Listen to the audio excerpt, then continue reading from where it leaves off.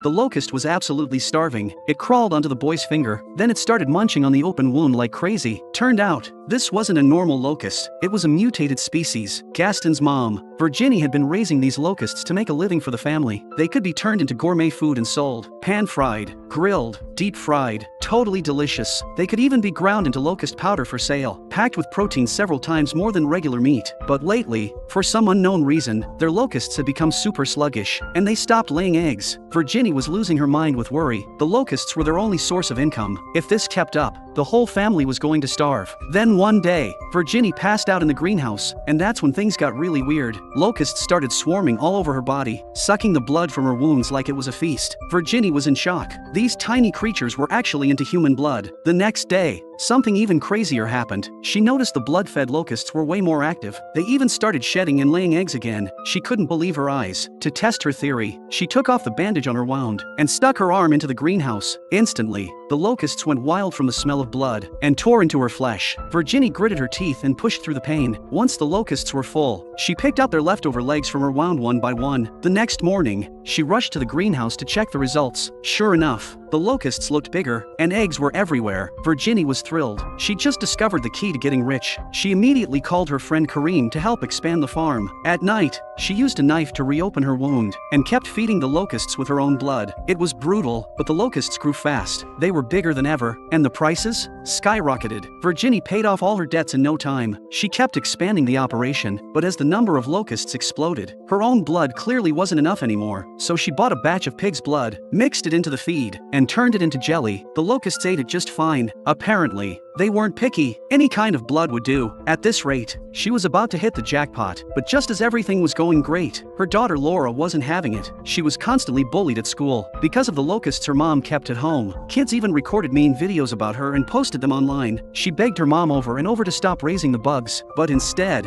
her mom doubled down and raised even more. Fed up, Laura stormed into the greenhouse with a knife and slashed open all the nets. She had no idea she was about to unleash a disaster. Thousands of locusts escaped into the air and swarmed straight toward Gaston's car. Within seconds, the sky went dark. Gaston cowered inside, shaking in fear. Then suddenly, silence. The locusts were gone, but so was Gaston's pet lamb. He ran to tell Virginie. She rushed to the greenhouse and saw what Laura had done. Then she ran out looking everywhere. Finally, she found the lamb's body in a grassy field. It was covered in locusts, eating it alive. She couldn't let Gaston know what happened, and she definitely couldn't let anyone find out the locusts turned into monsters because they'd fed on her blood. So she secretly buried the lamb, acted like nothing happened, and helped Gaston look for it. Of course, they never found it. Back home, she tore into Laura for releasing the locusts, but afterward, she felt guilty. Everything she did, it was all to give her kids a better life. To make it up to Laura, she bought her a small scooter she'd always wanted, and took the kids on a beach trip. But Laura noticed something strange. It was blazing hot, and yet Virginie always wore long sleeves. That's because her body was covered in bite wounds. She didn't want the kids to know. Even when Kareem tried to touch her, she pulled away instantly. She couldn't risk him discovering her secret. Thankfully, the blood-fed locusts kept multiplying like crazy, and Virginie made a ton of money. She expanded the farm again, but then another problem. Her breeding license still hadn't been approved, and the authorities stopped selling her pig's blood. The locusts still needed to eat, so she went back to feeding them with her own blood.